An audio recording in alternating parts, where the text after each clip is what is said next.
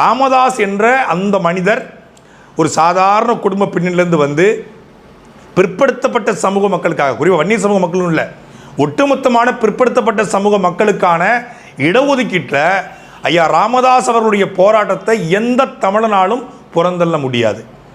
ராமதாஸ் அவர்கள் மருத்துவத்தையும் பார்த்து கொண்டு இந்த மக்கள் இப்படி இருக்கிறாங்களே, இவ்வளவு இழிநிலையில் இருக்காங்களே, இவ்வளவு ஒரு அடக்குமுறையில் ஒடுக்குமுறையில் இருக்காங்களே, இவ்வளோ படிப்பறிப்பிட்டு இருக்காங்களே, இவனுக்கு ஏதாவது ஒரு விழிப்புணர்வு ஏற்படுத்தணும்னு சொல்லி ஓடினார். சாயந்தரம் கூட்டம் பழனி பாபாவோடு, ஜான் பாண்டியை இணைத்துக்கொண்டு, பசுபதி பாண்டியை இணைத்துக்கொண்டு, எல்லா சமூக தலைவர்களையும் இணைத்துக்கொண்டு திருமாவளவனோடு கைகோர்த்து அன்னைக்கு மிகப்பெரிய அளவில் வந்து தமிழ்நாட்டில் பறையர் வன்னியர் படையாட்சி ஒற்றுமையை வந்து எப்படியாவது கொண்டு வரணும் அப்படின்னு முயற்சி பண்ணவர் தான்.